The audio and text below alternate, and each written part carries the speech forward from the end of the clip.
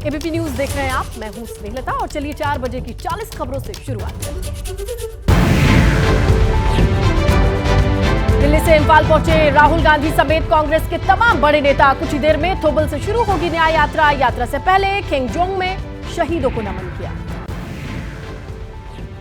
मणिपुर से मुंबई तक 6600 किलोमीटर की लंबी यात्रा करेंगे राहुल गांधी। 20 मार्च तक 15 राज्यों की 110 जिलों से ये न्याय यात्रा गुजरेगी।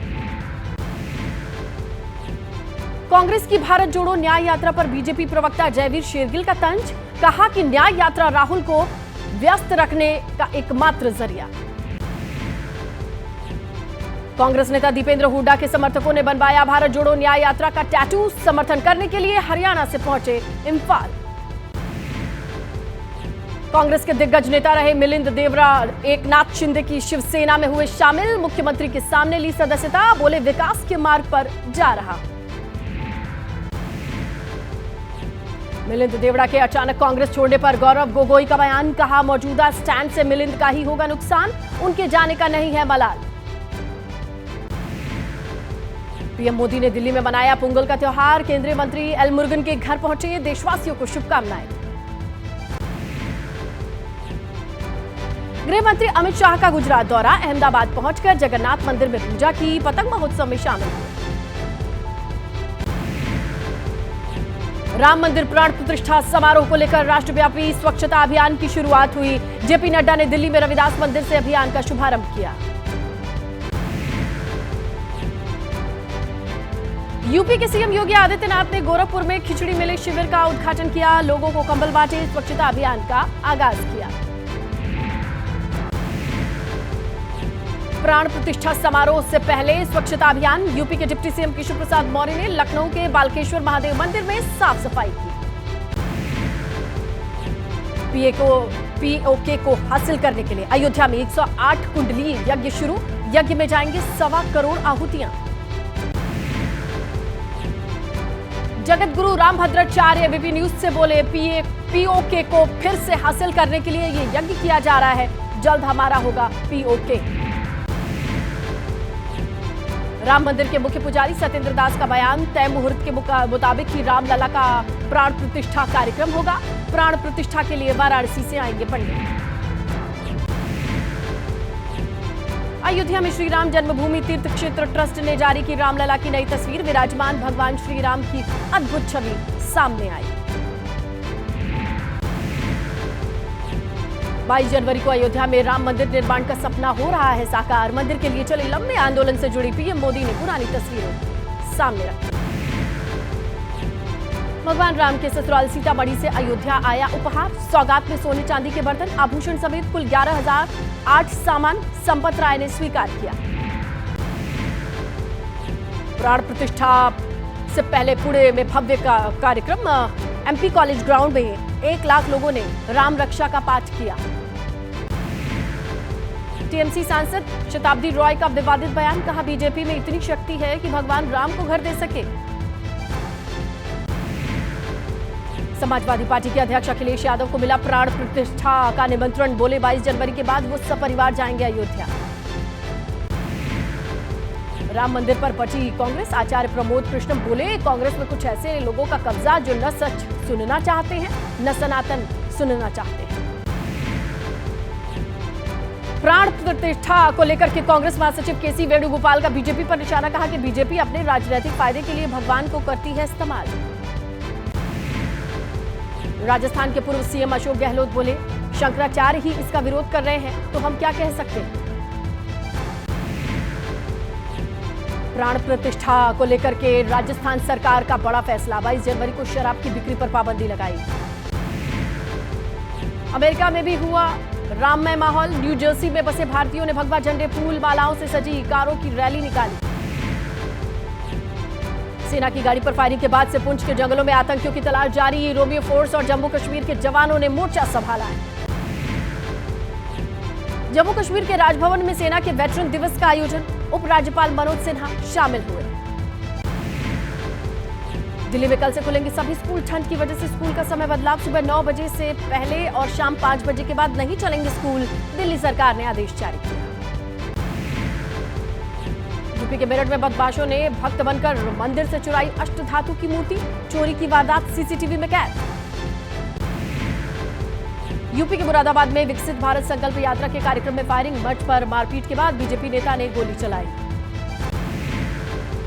तरनतारन में सैलून में बाल कटवाने के दौरान सरपंच की गोली मारकर हत्या, बाइक सवार अपराधियों ने वारदात को अंजाम दिया, सीसीटीवी फुटेज आए सामने। दिल्ली एनसीआर में कड़ाके की ठंड जारी, सर्दी के साथ कोहरे ने मुश्किलें बढ़ाई, कोहरे की वजह से सड़क पर रेंगती नजर आई सुबह गाड़ियां।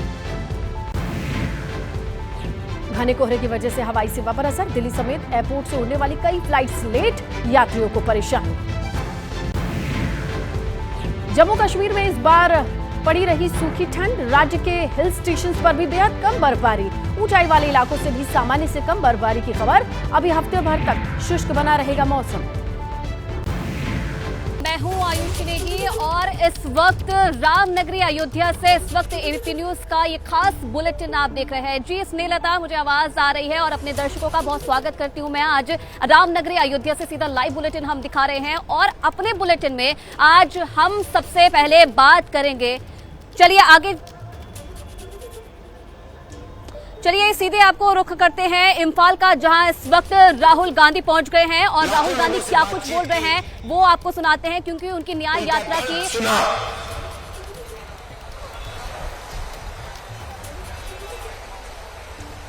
मुश्किल था मगर बहुत अच्छा लगा। लोगों ने कहा कि कन्याकुमारी से कश्मीर तक यात्रा की है तो फिर ईस्ट से वेस्ट भी यात्रा होनी चाहिए। और मैं चाहता था कि जैसे हमने पैदल यात्रा की कन्याकुमारी से कश्मीर, वैसे ही हम ईस्ट से वेस्ट पैदल यात्रा करें। मगर चुनाव का समय है और उसमें हमें थोड़ा ज्यादा समय लगता, इसलिए कांग्रेस पार्टी ने हमने निर्णय लिया कि ये बस यात्रा होगी, हाइब्रिड यात्रा होगी, बस यात्रा होगी, पैदल यात्रा होगी। सवाल उठा कि ये यात्रा शुरू कहां से होनी चाहिए। कोई लोग कह रहे थे कि वेस्ट में शुरू होनी चाहिए, कोई कह रहे थे ईस्ट में शुरू होनी चाहिए। और मैंने साफ कहा कि अगली भारत जोड़ो यात्रा सिर्फ मणिपुर से ही शुरू हो सकती है और कहीं से नहीं शुरू हो सकती।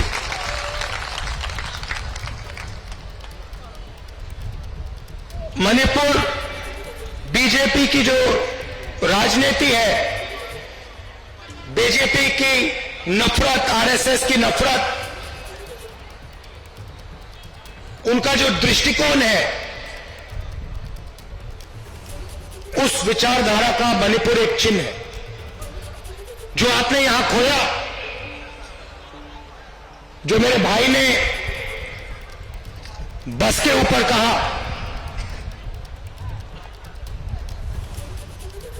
कि we have lost what is most precious to us. You have lost it because of the ideology of the BJP, because of the politics of the BJP, because of the hatred that the BJP and the RSS spread in their politics. I was listening to my brother when he was saying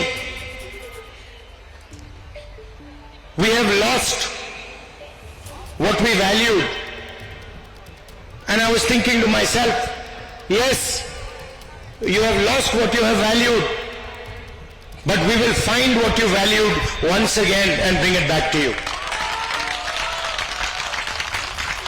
We understand, all of us on the stage understand the pain that the people of Manipur have been through. We understand the hurt, the loss, the sadness that you have been through. And we promise you, we commit to you that we will bring back what you valued. We will bring back the harmony, the peace, the affection that this state has always been known for. Question arises, why Nyaya Yatra? Because we are going through a period of great injustice in India. Social, economic, and political injustice. Injustice against the people of Manipur, the traditions of Manipur, but also injustice across the nation. Economically, monopolies are being built. Few people are getting access to all the wealth of the country. One or two businesses have their fingers in everything, and the large majority of businesses, small and medium businesses, are being destroyed. Huge level of unemployment, massive price rise is what the whole of India is facing. On the social side, the large mass of India's people, the lower castes, Dalits, tribals, simply do not have a say in the governance system of the country. I have given example upon example of how the large mass of our people are excluded from the political system, from the governance system. So these are the issues that the Bharat Chodo Nyaya Yatra is going to raise. But this is less about us and more about you. Bharat जोड़ो यात्रा में हम सुबह शुरू करते थे, 6 बजे शुरू करते थे और 7 बजे रात तक हम चलते थे. हमारा भाषण 20-25 मिनट का होता था. शाम को हमारा एक भाषण होता था, मगर 7-8 घंटे हम आपकी बात सुनते थे. तो इम्फाल से राहुल गांधी को आप सुन रहे थे, जिनकी आज से भारत जोड़ो न्याय यात्रा की शुरुआत होनी है, जहां आपको 66 दिन तक ये यात्रा चलने वाली है और 100 लोकसभा सीटों को ये कवर करेगी. चलिए आगे भी इस पर बात करेंगे, लेकिन सबसे पहले आज बात करेंगे महाराष्ट्र की सियासत से जुड़ी एक बड़ी खबर की, जहां पर कांग्रेस को एक बड़ा झटका लगा है. दरअसल कांग्रेस छोड़कर कांग्रेस नेता मिलिंद देवड़ा एकनाथ शिंदे वाली शिवसेना में शामिल हो गए हैं. कुछ देर पहले खुद मुख्यमंत्री एकनाथ शिंदे ने उन्हें अपने सरकारी आवास में अपनी पार्टी में शामिल कराया है और कांग्रेस के लिए महाराष्ट्र में यह बड़ा झटका माना जा रहा है. और इधर आपको यह भी जानकारी दे दें कि एबीपी न्यूज ने सबसे पहले अपने दर्शकों को बताया था कि महाराष्ट्र में कांग्रेस को एक बड़ा झटका लगने वाला है और कांग्रेस और एबीपी न्यूज की खबर पर मोहर लगी है. सुबह से बहुत लोगों का फोन आ रहा है कि मिलिंद जी, आपने आपके फैमिली का 55 साल पुराना रिश्ता कांग्रेस के साथ क्यों तोड़ा.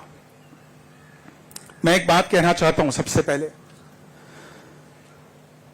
कि मैं पार्टी के सबसे चैलेंजिंग दशक, सबसे चैलेंजिंग डेकेड में मैं पार्टी का लॉयर रहा हूं. अफसोस की बात है कि आज की कांग्रेस और 1968 की कांग्रेस, जब मेरे स्वर्गीय पिताजी ने इस पार्टी में शामिल किया हुआ, और 2004 की कांग्रेस जब मैं इस पार्टी में शामिल हुआ, दोनों कांग्रेस में बहुत अंतर है, बहुत फर्क है. तो देखिए, एबीपी न्यूज ने अपने दर्शकों को पहले ही बता दिया था कि महाराष्ट्र में कांग्रेस को एक बड़ा झटका लग सकता है, जिसकी जानकारी भी हमने आपको दी। मिलिंद देवड़ा ने कांग्रेस पार्टी छोड़ दी है। सीधा मेरे सहयोगी कृष्णा ठाकुर का रुख करेंगे महाराष्ट्र से, सीधा लाइव वो हमारे साथ जुड़े हैं। कृष्णा, मिलिंद देवड़ा कांग्रेस में शामिल हो, कांग्रेस छोड़कर अब शिवसेना वाली शिंदे पार्टी में शामिल हो गए हैं। कितना नफा नुकसान माना जाए, कांग्रेस को कितना नुकसान महाराष्ट्र में इससे हो सकता है और कितना फायदा एकनाथ शिंदे को मिलिंद देवड़ा के आने से हो सकता है? देखिए स्नेहलता, मिलिंद देवड़ा कांग्रेस पार्टी छोड़कर शिवसेना शिंदे गुट में शामिल होंगे, ये बात हमने अपने दर्शकों को कल ही बता दी थी और सुबह इस बात की पुष्टि मिलिंद देवड़ा ने ट्वीट के जरिए दी है। मैं इस वक्त मौजूद हूँ मुख्यमंत्री के सरकारी निवास स्थान वर्षा में और अब से कुछ ही देर पहले मुख्यमंत्री की उपस्थिति में मिलिंद देवड़ा ने शिवसेना का जो है वो दामन थामा है और ये कहा है कि आज का दिन जो है वो उनको भावुक करने वाला है। कभी ये सोचा नहीं था कि कांग्रेस का मैं साथ छोड़ूंगा और आज चूंकि परिस्थितियां कुछ बदलती चली गई, इसके लिए 55 साल का जो अपना नाता है मेरा और अपने परिवार का नाता, वो मैं कांग्रेस से तोड़ रहा हूं। साथ ही साथ उन्होंने ये भी कहा कि अगर कांग्रेस में और शिवसेना में जो योग्यता को तहरीर अगर दी जाती तो मैं और एकनाथ शिंदे दोनों इस वक्त यहाँ पे नहीं होते।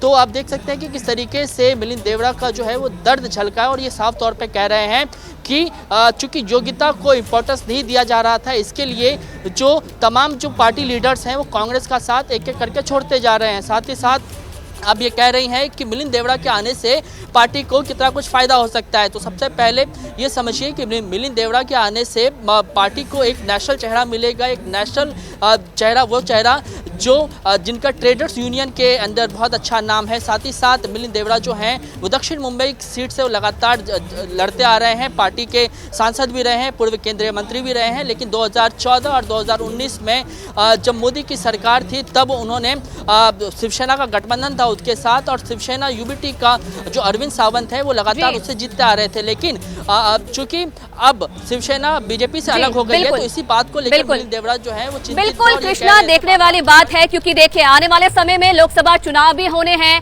लेकिन लोकसभा चुनाव से पहले ये बड़ा झटका कांग्रेस को क्या आगे का रास्ता दिखाता है, क्या होता है, ये भी देखने वाली बात है। बहुत धन्यवाद आपका तमाम जानकारी देने के लिए। बात करेंगे भगवान रामलला की। तो देखिए 22 जनवरी को भगवान रामलला की प्राण प्रतिष्ठा का कार्यक्रम होना है, जिसमें शामिल होने के लिए यानी कि न्योतों के लिए राजनीति लगातार जारी है। कांग्रेस और विरोधी दलों के विरोध के बाद जगत गुरु रामभद्राचार्य, एबीपी न्यूज से उन्होंने एक्सक्लूसिव बातचीत की है और उन्होंने कहा है कि कांग्रेस को ऐसा विरोध नहीं करना चाहिए था। उन्होंने कहा है कि कांग्रेस ने बहिष्कार करके अच्छा नहीं किया है, कांग्रेस ने ये बहुत बड़ी राजनीतिक भूल कर दी है। तो जगत गुरु रामभद्राचार्य का यह बयान, जिस तरीके से कांग्रेस लगातार न्योतों पर सवाल उठा रही थी।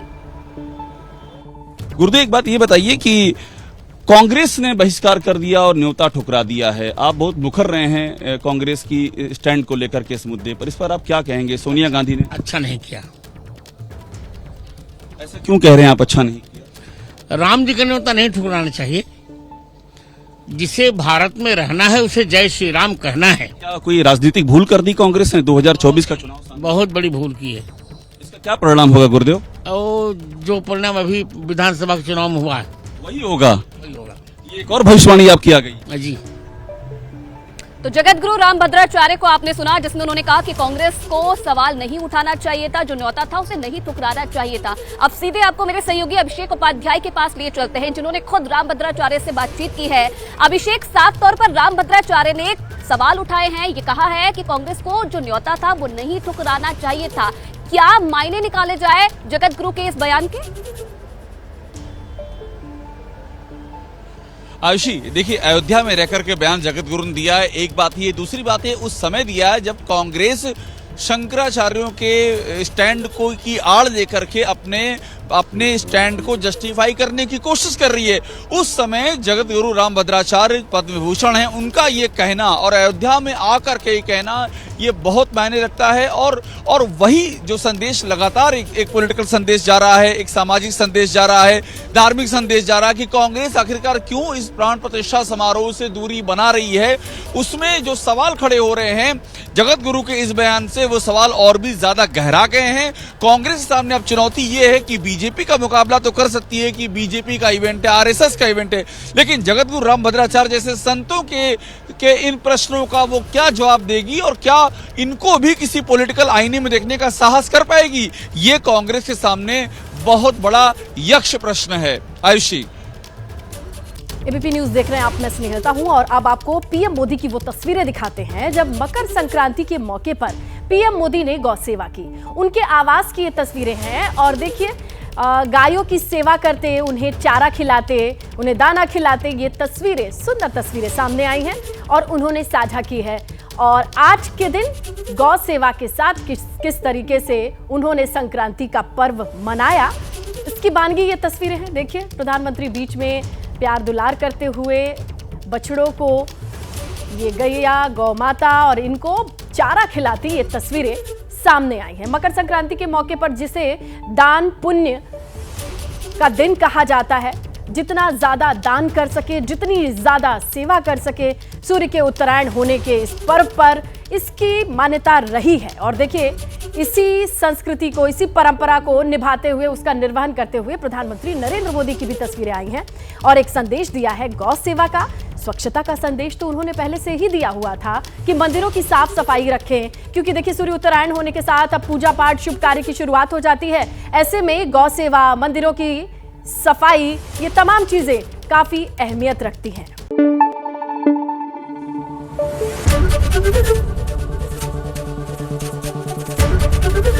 एबीपी न्यूज आपको रखे आगे।